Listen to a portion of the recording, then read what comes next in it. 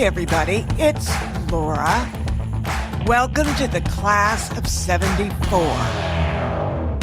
This week on Facebook, this marvelous friend of mine from high school named Bill Bennett posted, and I'll just read it to you, then I'll explain to you who they are.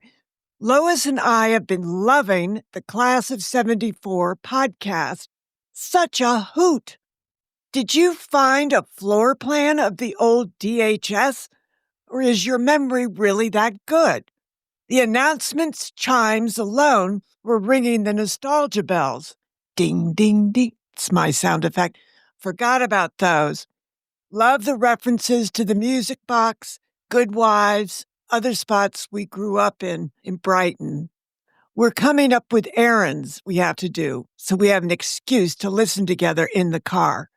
Keep it up. It rocks. Well, let me tell you, Bill Bennett rocks. He always did.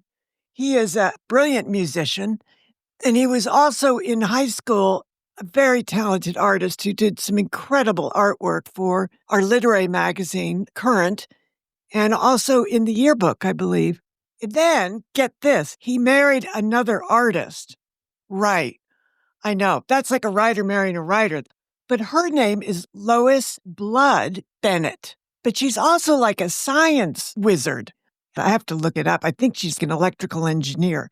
She is a gifted artist. And I urge you to go to Lois, L-O-I-S, Blood, B-L-O-O-D, Bennett, BENNETT.com, because I think you'll find it fascinating. I did. So thank you, Bill. Let's go see Cynthia, who's at the front door looking at her first boyfriend, who's supposed to be going out with her and her second boyfriend. Whatever. Let's go see. Episode 12. There's something about her. Evan, you're home, Cynthia said, astonished. And then she winced, touching his cheek where the blood from his forehead had seeped beneath the skin. But the whites of his eyes were clearing, and he had some color in his cheeks. He was abnormally well turned out clothes-wise. Striped Oxford shirt, gray khakis, shiny black loafers, and matching belt. He smiled, moving his hands lightly up and down her arms. How are you doing? He looked at Katie. She's been listening to me whine and complain. I'm fine, Cynthia said, and you haven't complained at all. They looked into each other's eyes, knowing what the other was thinking. All the devastating news he had received and shared with her. So, Evan, Katie said, we have room in the car. You have to come. You can be my date. Your date, Evan said, laughing. What about Cynthia? Well, she has. Katie caught herself before mentioning Clay. There's no way your parents are going to let you go out tonight, Cynthia said. You're right about that.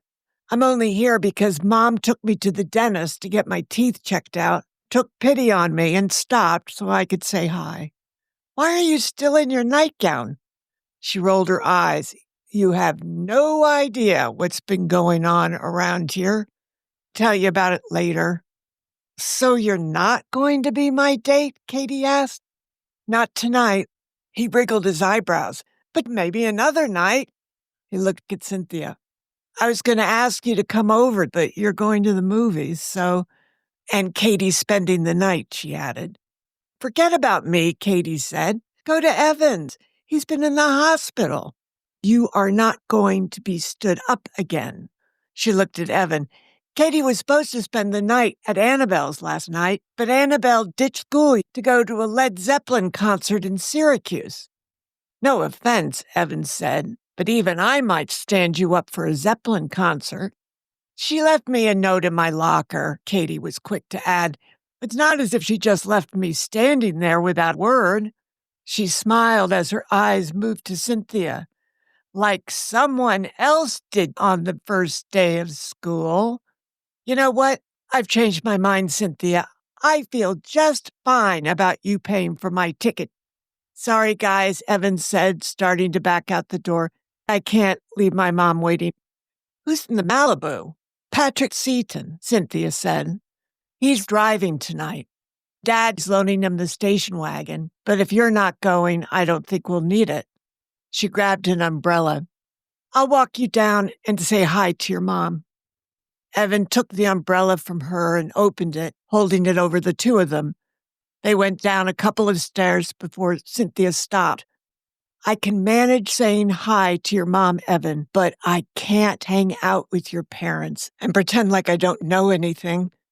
Yeah, I know, he said. I was thinking the same thing. You haven't told your parents you've told me anything. I don't think Mom could take it right now. Okay, we'll talk on the phone until...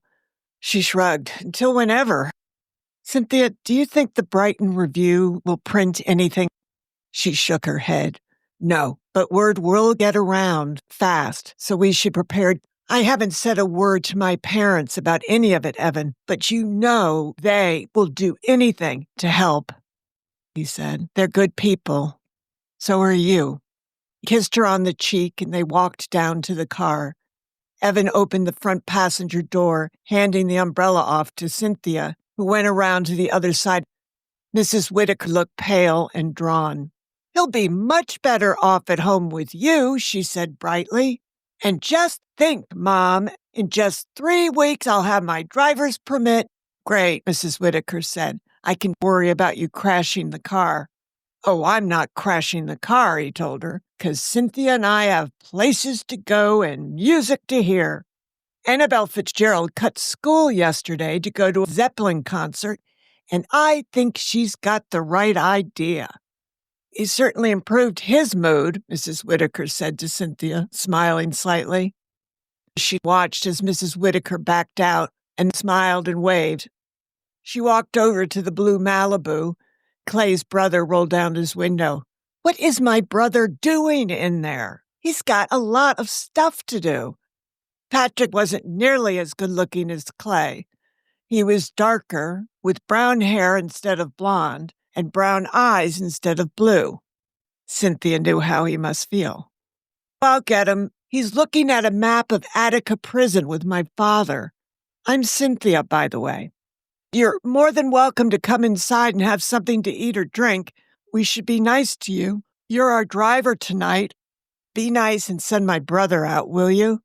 He noticed her robe. Long story, she told him, turning to the house. You know we're going to the drive-in now, right? He asked. She laughed, turning around. Think I'm disappointed about missing Let's Scare Jessica to Death? He laughed. You can thank my girlfriend. Would I know her? Probably not. Name's Cheryl Saraval, and she lives in Greenwich. No, I don't think I know her. How did you guys meet? Oh, she goes to the Highfield School in Stamford, and I'm at the Duke School.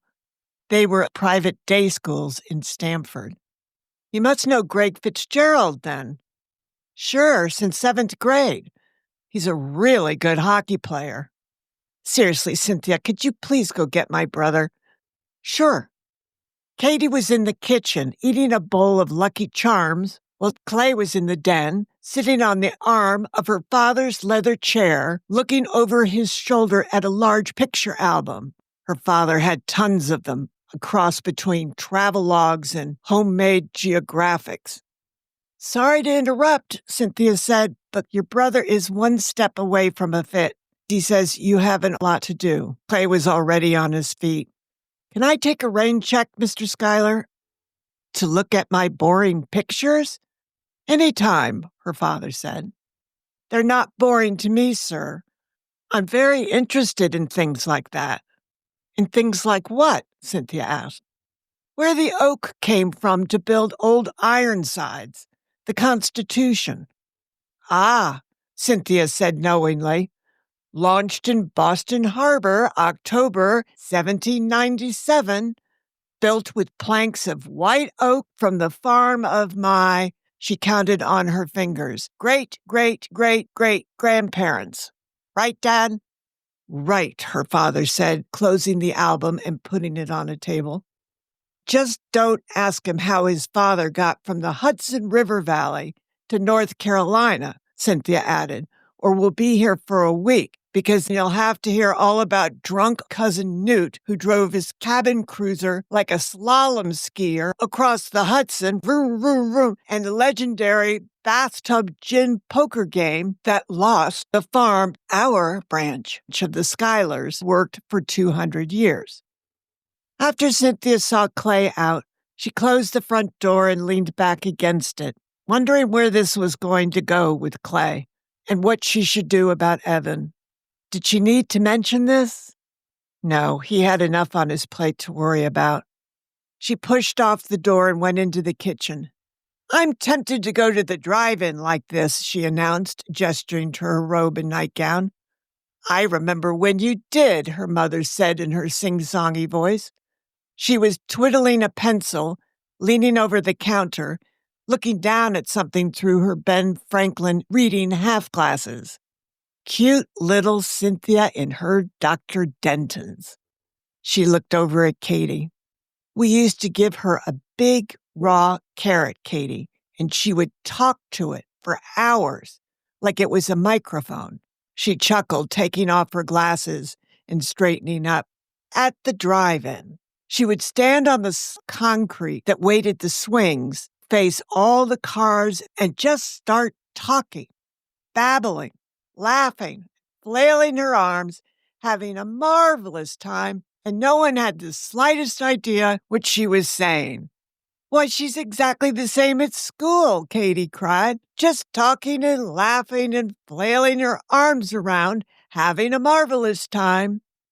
Mom, do you think I should ask Mimi if she wants to go tonight? She loves Barbra Streisand. To Katie, she explained, Mimi, whose nose got broken on Wednesday. Is that story legit, Mrs. Schyler, that Cynthia went to the hospital with her? Because if it's not, it means she deliberately stood up the new girl. The story is legit, her mother confirmed. And the new girl, Cynthia added, had Evan and all the other boys tripping over each other to be of service to her. What other boys? Katie wanted to know. Why, Teddy, Robbie McLaren. How is young Robbie? Her mother asked. Heartbroken, Cynthia said, because Katie won't go out with him. I didn't say I'd never go out with him. He just came on so strong. He practically told me, we're going out. I didn't like that. Is she speaking of dear shy Robbie? Mrs. Schyler asked Cynthia. She nodded. Katie, when a boy is very shy, like Robbie is, and he's trying to get his courage up to ask a girl out, sometimes he can come at it like a slingshot, backing up, gathering speed, and then goes for it, but then flies past the objective. He flew past the objective at 100 miles an hour, Mrs. Schyler. Well, Cynthia's brother was that age. He was shy too. And there was one time, I remember, when he did not come off well with a girl because he was pushing so hard to get past his fear, he came off as overbearing, even arrogant, which is shocking if you knew him. He should have had a couple of beers, Cynthia said. Well, that is exactly what he started doing, her mother said, which is another story. At any rate, Katie, I'm not suggesting you go out with Robbie, but don't be surprised if your opinion of him changes later when you get to know him. She winked at Cynthia. He's going to be as rich as Creasy's one day, isn't he, sweetie? Yep, Cynthia said. His grandfather owns a dozen oil wells in Oklahoma and a refinery in Texas, and now his father's the chairman of Pentaco Oil. Who's Creasy's? Katie asked. Mom's favorite king, Cynthia explained. He invented gold coins or something. Huh, Katie said. And Robbie's going to be really rich? Cynthia and her mother both nodded. Well, well, well, said the spider to the fly, Katie said with a smile, lofting her eyebrows. But remember, dear, if you marry money, you'll earn it. Katie rode her bike home, and Cynthia spent the rest of the afternoon helping her mother tidy up.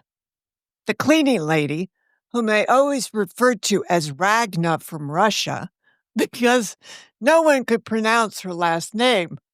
Surely it's not Goosey Gander, her mother said, looking at a piece of paper and abruptly doubling over, which prompted Cynthia and Mr. Schyler to start laughing too, and the lady was about to arrive. When they finally stopped, Mrs. Schyler raised the piece of paper and remarked, "We need to work on this," and they broke up all over again. So Ragna from Russia was coming this week, so they didn't have to do the heavy cleaning. Read bathrooms and kitchens, detailed dusting, vacuuming, and furniture polishing. But the good dishes and silverware and wine glasses needed to be put away. Furniture needed to be moved, cushions puffed up, and light vacuuming to be done in the living room, dining room, and den. And upstairs, they had to change the sheets and towels in the guest room. "Much better," her mother said, putting the linens down the chute to the basement. "Thanks for your help, lovey. What are you wearing tonight?" Cynthia followed her into her parents' room, where her mother lit a cigarette and left it in the ashtray while she went into the bathroom. "Jeans, I think, and that peasant blouse I got in white plains." She took a quick drag from her mother's cigarette and put it back. "You might want to try it on first, dear," her mother called, "because you may find that you look a tad busty." The John flushed. Water ran in the sink. "Or maybe that's the idea," she added, coming back out, not quite meeting Cynthia's eye. She didn't quite meet Cynthia's eye because while her mother had thoroughly explained the facts of life to her and had talked to her several times about how girls got pregnant, her mother did not like to think of her as a sexual creature. Her mother was not this way with her older sister, who was completely open about being on the pill and talked to her mother about her boyfriends all the time. Cynthia, on the other hand, was supposed to know she could not, should not, would not gamble with pregnancy. But beyond that, what? Cynthia had no idea what her parents considered acceptable sexual activity. That's what slumber parties were for, she gathered, for girls to compare notes on how far they were going with boys. Even this summer, she and her friends were still at first base with an occasional second, if you were going steady with someone. But now with high school, Cynthia wasn't sure what happened. She thought of Lester the molester in the intersection and knew she'd probably murder him if she got a chance. People like that ruined everything. She called Evan in the late afternoon. He was in a good mood, looking forward to 2 friends coming over, knew nothing about anything except that he had a concussion, and they were going to have a bucket of Kentucky Fried Chicken and watch the Grambling Morgan State game on ABC. Katie's father dropped her off at 6 and promptly left, which seemed odd to Cynthia because her parents always wanted to meet whoever was going to be supervising their kid. Katie had washed her hair and curled it a little and was wearing the same psychedelic mini dress she wore on Wednesday. "Something smells good," Katie called when she came inside. They left her overnight bag at the foot of the stairs and went into the kitchen where Mrs. Schyler was making something in the electric skillet while sipping on a Bloody Mary. "Welcome to the last family in America to try Hamburger Helper," her mother announced. She opened the silverware drawer and held a spoon out to Katie. She took a spoonful, pursed her lips to blow on it, and tentatively tasted it. "Oh, it's really good." "I'm glad you like it. Cynthia and I thought she'd eat something before you go because the food at the drive-in is so darn expensive." "Oh, I found some money," Katie said, digging into her pocket. "I've got $2.25. "That's a ticket, popcorn, and a soda," Cynthia told her. They happily ate their delicious chili tomato hamburger helper and went upstairs, where Cynthia agonized over what to wear on the bottom half of her. She didn't want to look like a bum next to Katie, wearing blue jeans. She pulled out a light brown suede skirt from last year and took it into the bathroom to try on with the peasant blouse. It was a little tight, but she thought it would be okay. When she walked into her bedroom, Katie looked at her, making a frame with her hands as if she were a movie director. "Today's woman," she narrated, "strong yet subtle, bold yet subdued, and forever and ever bosomy." "Bosomy?" Cynthia cried. "What kind of word is that?" Katie drew her hand through the air. "Bosomy. You know, like a bosomy tavern wench." Cynthia's mouth parted in dismay.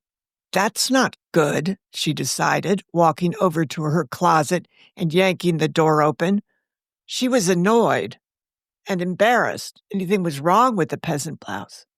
"You want me to be honest, don't you?" Katie asked, coming over to stand next to her in front of the closet. Cynthia sighed. "Actually, no. I want you to say, 'Wow, Cynthia, you look great.'"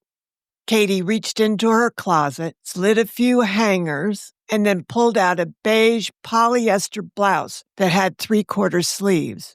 It had come with a suit Cynthia wore to church. She never wore it otherwise. It opened at the neck, was somewhat fitted, and had a bottom hemmed straight across. "Try this on," Katie said, "but don't tuck it in." Oh, gosh. Cynthia did not want to take her shirt off in front of Katie, but she seemed to know this because she turned her back to Cynthia and picked up the Imagine album. Cynthia pulled off the peasant blouse. She was sweating now. Oh, great. She undid the buttons of the blouse and slid it on, thinking how good the lighty material actually felt. But what did it look like? Was it too sheer? She turned to the mirror and smiled. The blouse was deeply flattering. Somehow, the 3/4 sleeves made her legs under the miniskirt look even better. "Can I look now?" Katie asked. "Yes." She turned around and her face lit up. "Yes, yes, yes," she cried. "What was it you wanted to hear? Wow, you look great, Cynthia." Cynthia laughed, looking at herself in the mirror again. It was just a blouse, but somehow she looked older and sexier than all get out. "You're much too refined to be a tavern wench," Katie told her, "and with that nose, you could never be a peasant." What did she say? She looked at her profile in the mirror. Could never be a peasant? "Now you just need a bracelet," Katie said. "Gold if you have one." "Just so happens I do." She put it on. It added a little something. "Thank you so much, Katie," she said, meaning it. "I was upset, but you're absolutely right. Next time I go shopping, you're coming with me." "Oh, I'd love to. It'd be fun to dress." When Cynthia entered the den, her mother said, "My word," and her father whistled and said, "Hot damn." "Sweetie, you look fabulous," her mother said. "But where did that blouse come from?" "It's the one that came with my church outfit. You know, the suit. When I put on the peasant blouse, Katie said I looked like a tavern wench." "Thank you, Katie," her mother said. And then she pulled this out and suggested I try it on. She smiled sheepishly. "I'm still a little embarrassed." The doorbell rang. Her father looked at his watch. "They're early." Her parents followed the girls to the front hall, and her father reached ahead of them to open the door.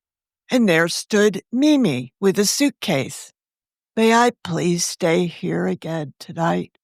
My house is very unpleasant right now." Mrs. Schyler told her husband to take Mimi's bag upstairs to the guest room, and she brought Mimi in, patting her back. She introduced her to Katie, the new girl from California, and Katie immediately began praising Mimi for the bravery and courage she had displayed after her frightful accident and how pleased she was to meet her. This was just the kind of attention Mimi loved. Cynthia told Mimi about the movies at the drive-in. "I love Barbra," Mimi cried. And Cynthia said while Mimi was understandably reluctant to have people see her so beat up, she pointed out that Mimi didn't know Clay or his brother. or his brother's girlfriend, so Cynthia could even introduce Mimi to them as someone else, because they were never going to recognize her after she healed. Come on, Memes. Come with us. What do you say? I say, Amelia's going to see Barbra. Everyone cheered. When the Seton brothers arrived, Cynthia dashed down to prepare them for the sight of Mimi's face. The introductions were smooth all round. Patrick's girlfriend, Cheryl Saraval, seemed very nice. Mr. Schyler took his leather key case out of his pocket and took 2 keys off, handing them to Patrick. He led the boys down to the garage to show them the car. Cynthia gathered some throw pillows from the den, a couple of blankets, and some umbrellas in case it started raining again. In the middle of this, the telephone rang, and Cynthia ran into the kitchen to answer it. Hi, it's me, Annabelle said. Are you home? Finally. It's a long way to Syracuse. I'm never going to college there. Cynthia whispered, You hurt Katie's feelings. I left her a note. How was I supposed to know Greg would luck into tickets? If I had one for her, I would have brought her. That's what I told her, for her not to take it personally. She said she felt so pathetic with her overnight bag and nowhere to go. Silence. Okay, I feel bad, Annabelle said. Let her know that, will you? In the meantime, she's staying overnight here and going to the drive-in with me and Clay. You are going out with him. 3 on a date, thank you very much. Actually 5, because Clay's brother's driving. Patrick Seton, Annabelle said. Greg's been friends with him for a long time. He manages the hockey team, you know. He doesn't play. He's got some kind of birth injury, something to do with his hip or his spine. He can't run. He's wicked smart, though. He plays golf, but he has to use a cart when he plays, and some schools won't allow it. Huh. Must be hard for him to watch his brother. Oh, not at all. They're very close. Cynthia, you know they're Christian scientists, right? I'm not sure I know what that is. They're Christian. They believe in Christ and everything, but they don't drink or smoke or believe in doctors. A hollow feeling was developing in Cynthia's stomach. How can Clay be cleared to play sports if he doesn't have a physical with a doctor? Oh, he gets that. He has to. But if he gets hurt, like Evan did, I'm not sure his mother would take him to a doctor. Oh, I don't believe that, Cynthia said. What mother wouldn't take their kid to a doctor if he was injured or sick? Cynthia, Katie said in the doorway, they want to get going. Are you going to be long? I'll be right there. She turned away. Annabelle, are you sure about this? I'm sure. Patrick and Clay have been going with their mother to that church for as long as we've known them. Clay's dad still goes to our church, and I've seen him drink at the club. None of the fathers seem to go. Then what's the point? Cynthia asked. I think the church helps the mothers to stop drinking so they have a chance to keep their family together. Yeah, but what does not seeing doctors have to do with it? You'll have to ask Clay. You're going to have plenty of time on your hands if you're not drinking and smoking. Cynthia was in a mild state of shock as she descended to the driveway. Her parents were chatting with the younger people. The mood was buoyant. She wished she could feel that way, but she was too apprehensive. There was no way she'd be able to relax with Clay if she wasn't drinking. She'd learned that lesson back in 7th grade when she had arrived at a church dance feeling timid, unsure, gangly, and very homely. But after drinking 2 magical beers, she had been transformed into the most beautiful and confident girl in town. She had drunk beer or wine at every social gathering ever since. If she was going to the drive-in with Evan, he would have stashed beer and wine in the spare tire well to get it past the gate. The drive-in without alcohol seemed like an impossibly awkward ordeal from beginning to end.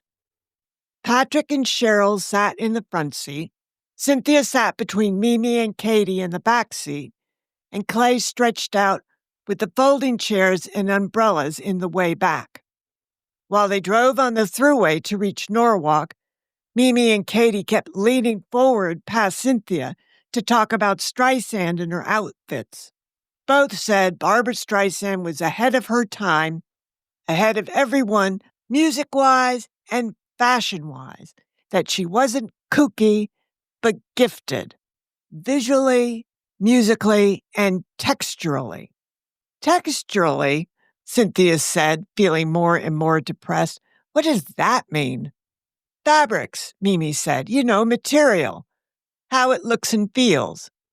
It's the textures and combinations of fabrics she chooses to wear together.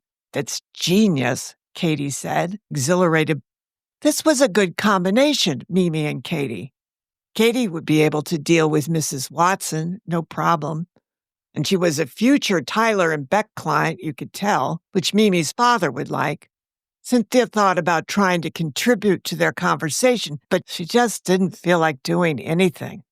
Are you okay? Clay whispered, his breath hot on her ear. She looked up at him. Yes, why? You seem down. I've got a couple things on my mind. She offered a brief smile, wondering what was wrong with her. How could she be depressed about going out with Clay? But she was depressed. Clay should be going out with Katie, not her. Sorry, Clay. I'll try not to be a drag. You could be whatever you want, he told her. But just let me know if there's something I can do. Cheer you up. Given the iffy weather, Cynthia was surprised by how crowded the drive-in was.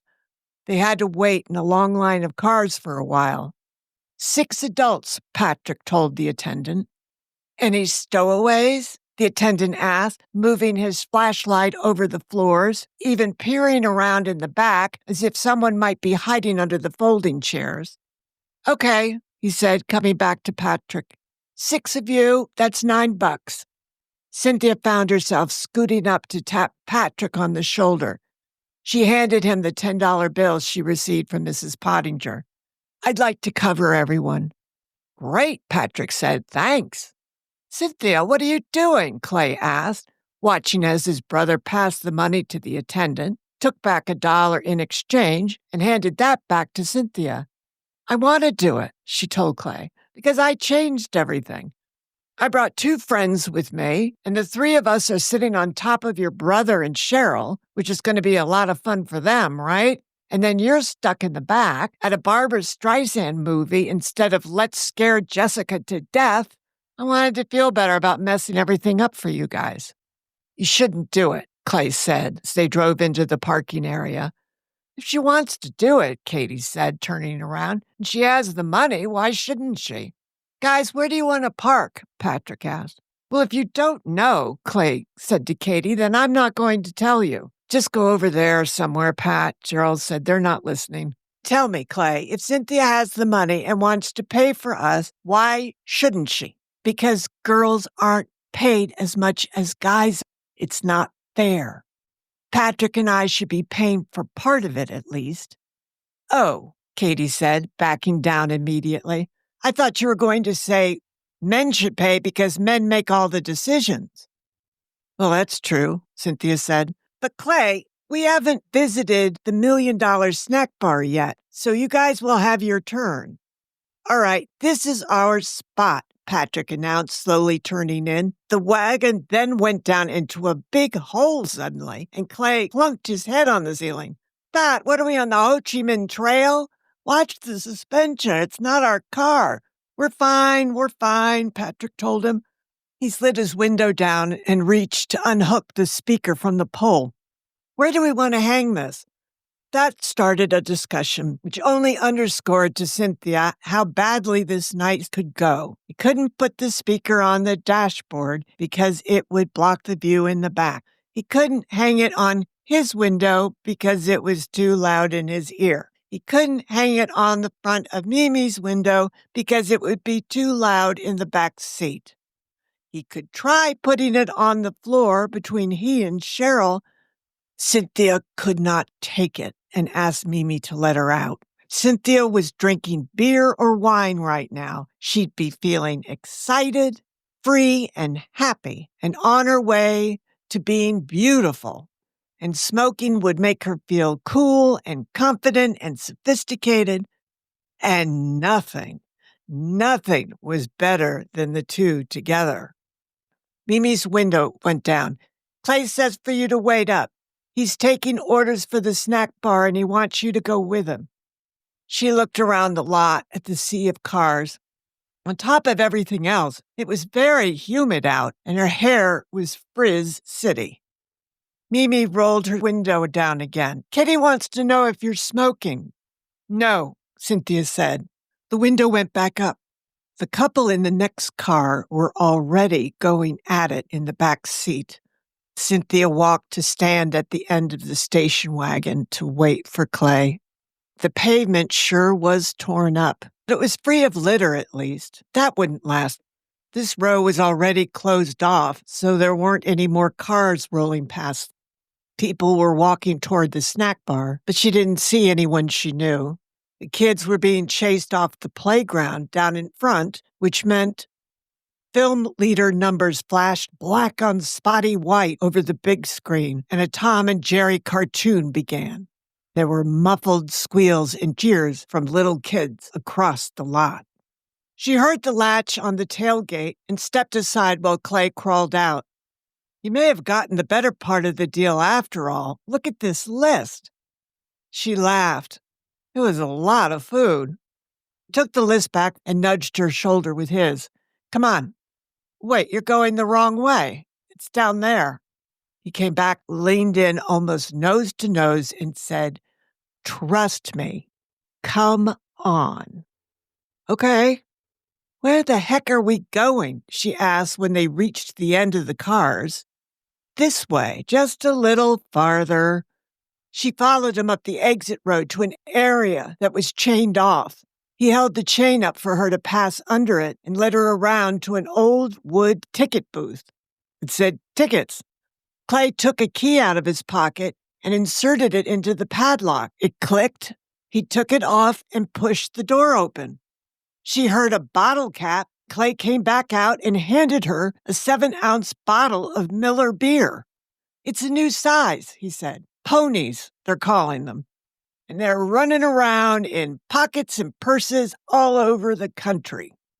Clay, she said, utterly astonished. And it was cold.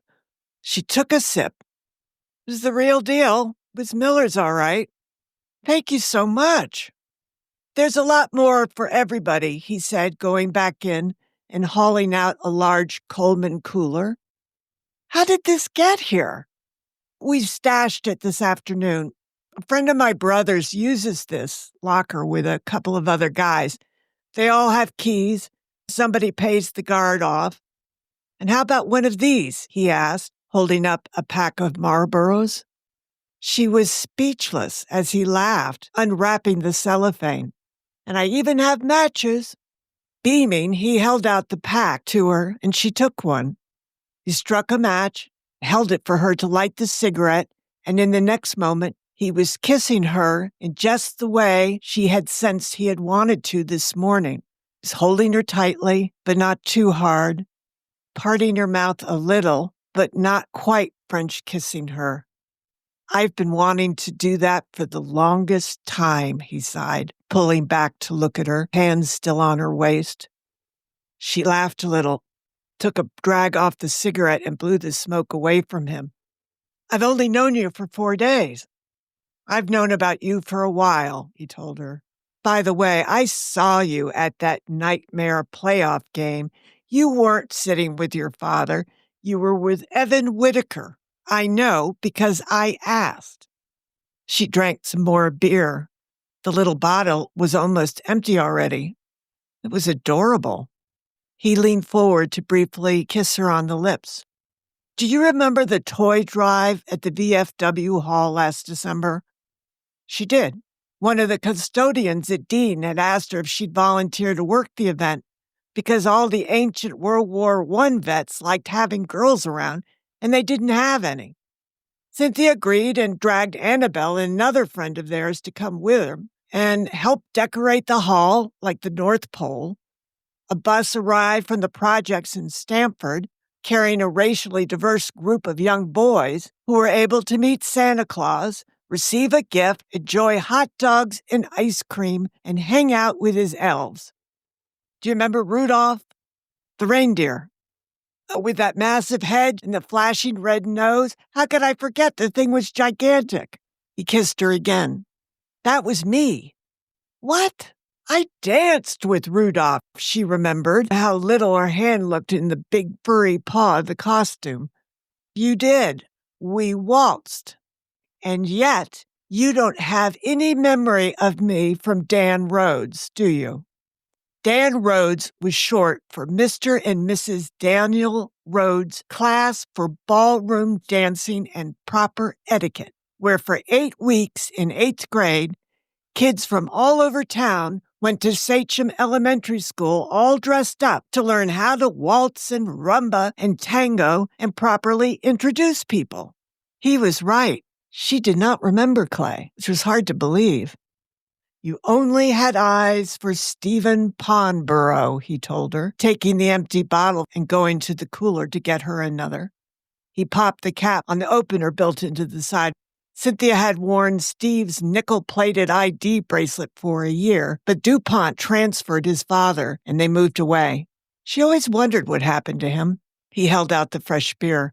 There's always been something about you. Cynthia dropped her cigarette and threw her arms around Clay's neck, hugging him. Hard. This was what her whole life had been about, showing off for one person while others were watching and never knowing what role any of those other observers might come to play in her life. This was one now. Thank you, she said, letting go of Clay and bending to put the cigarette out and pick up the butt. You don't like to litter, he surmised, holding out his hand. I don't, she said, dropping the butt into his hand. We need to pick up those bottle caps and get some kind of garbage bag for the car. Mimi tends to litter. He went back into the ticket booth and came out holding a big black garbage bag. Ta-da! She laughed. You've thought of everything. Gosh, Clay, I am so blown away.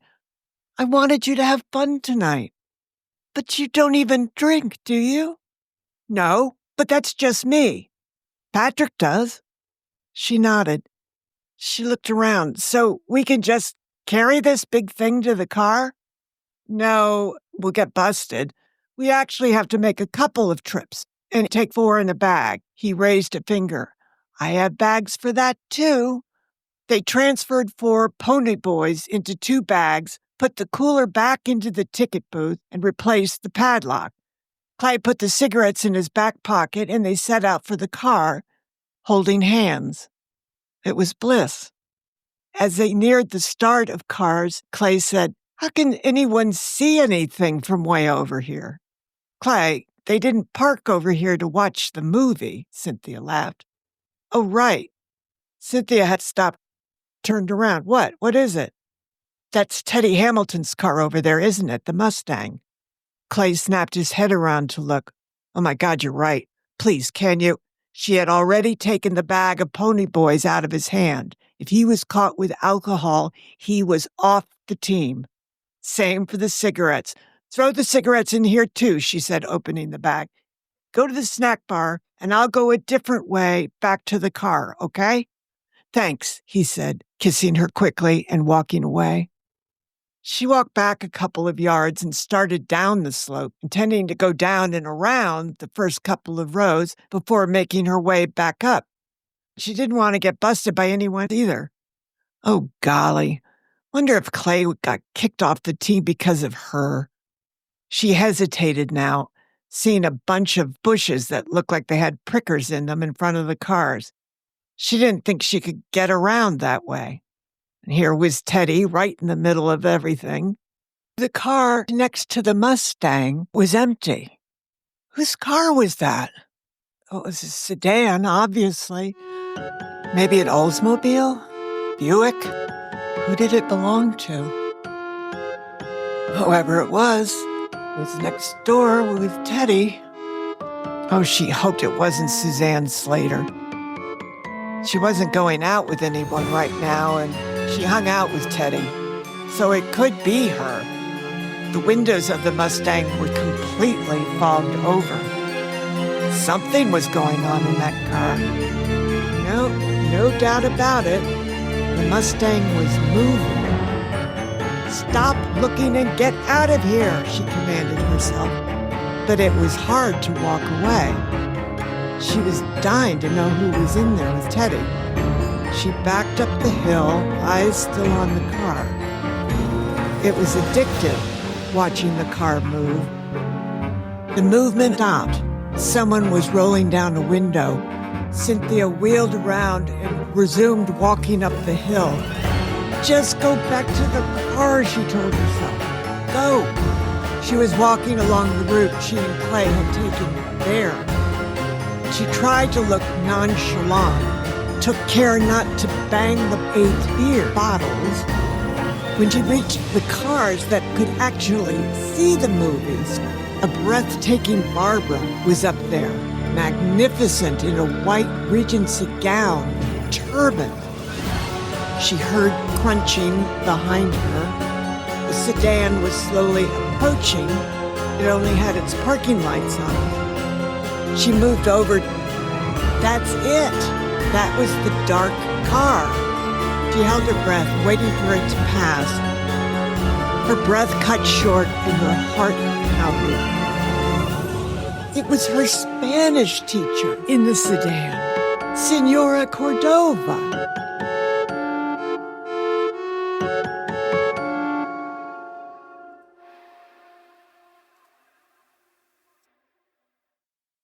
Oh, this town? Is this beyond belief or what? Gosh, we just get one thing settled and then something else happens. So there you go. The class of 74 rides again. More trouble. Thank you, everybody, for joining me this week. We have a website we're working on, and we're going to see if we can get some sort of really cozy salon people can come in and sit around and talk to each other in.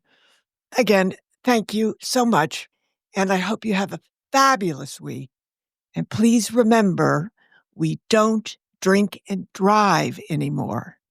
Ever. And then the new kicker is, but we do have fun, right? Take care.